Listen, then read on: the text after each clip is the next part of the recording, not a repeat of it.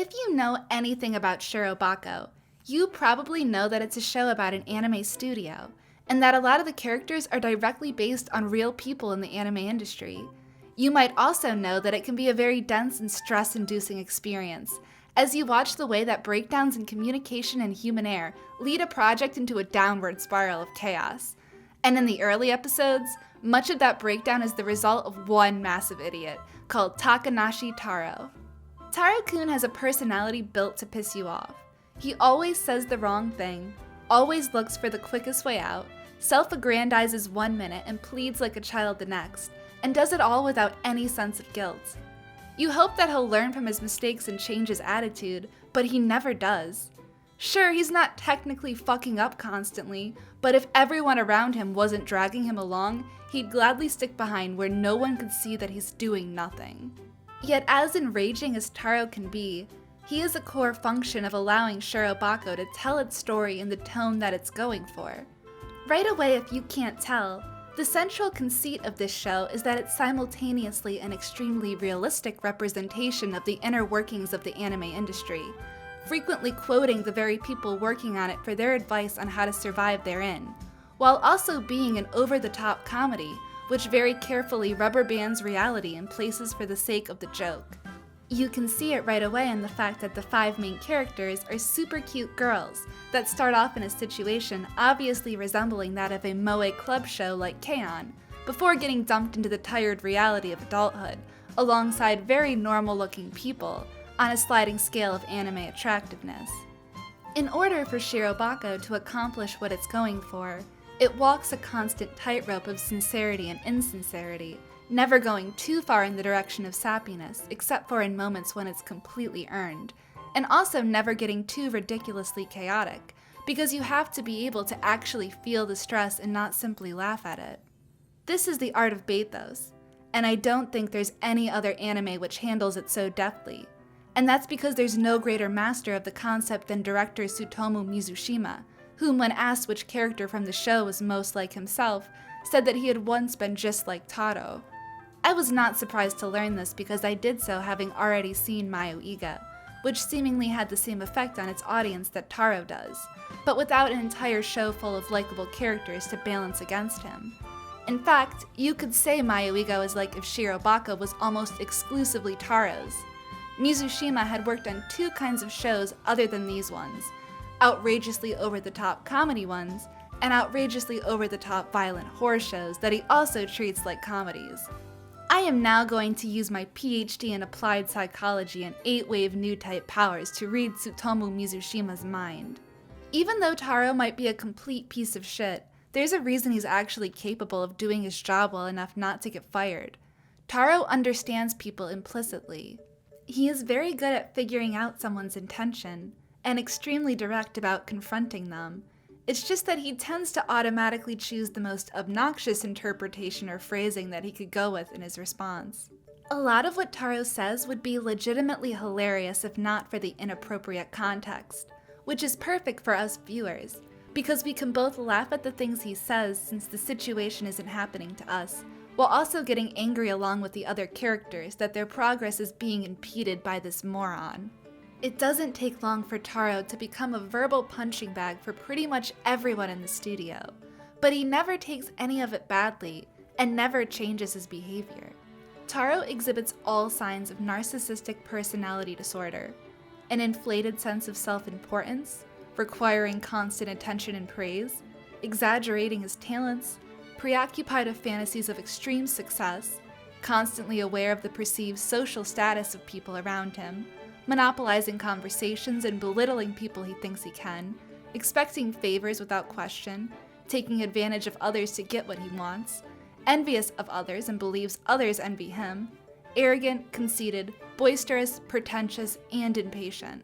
The only traits common to people with this disorder that aren't shown in Taro are the secret insecurities, the tendency, when not under observation, to regress into feelings of complete worthlessness. NPD is an extreme personality disorder with a lot of similarities to borderline personality disorder, both of which can best be described as bathos incarnate, people who tend to interpret the events in their life as either exaltedly exciting or depressingly painful, or to expect life to constantly provide them some kind of attention or entertainment because they just can't be at peace. I've met people on all extremes of the spectrum, and Taro isn't portrayed as nearly so emotionally out of control as a lot of real people are, which is probably because he's actually in the perfect environment for someone like him.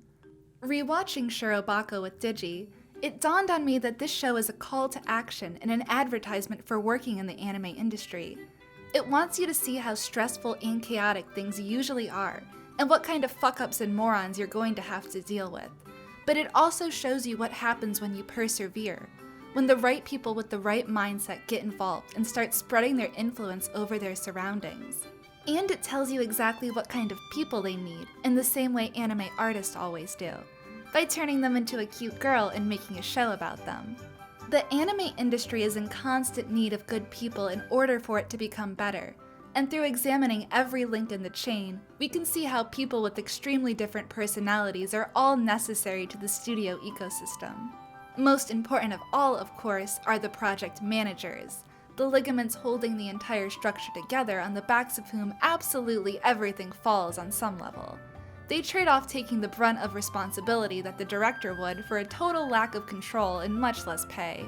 While the PMs can affect the creative output of a series in many subtle ways, ultimately their job is just the facilitation of everything that everyone else is doing. And doing it means on some level learning the needs of every single type of person that you could conceivably involve yourself with in the industry. Miyamori is a born desk, as the other characters are quick to point out while they escalate her responsibilities rapidly over the course of the year. Her motivation is just simply that she wants good anime to exist, and she will learn and do anything she has to do in order to facilitate that. Every aspect of anime production blows her mind, and she gets more and more excited at the thought of how putting in a little extra work will make it even better. In many ways, she is a dangerous influence on the studio.